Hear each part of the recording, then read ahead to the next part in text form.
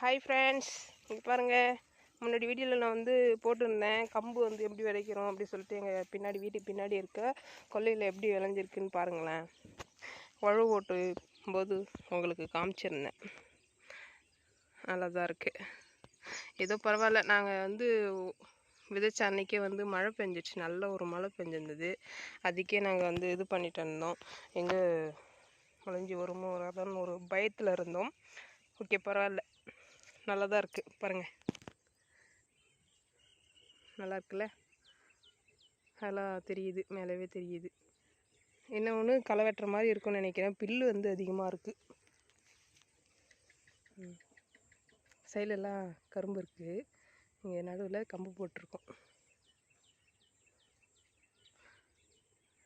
Okay friends, data boys, you like பண்ணுங்கள், share பண்ணுங்கள், subscribe பண்ணுங்கள்.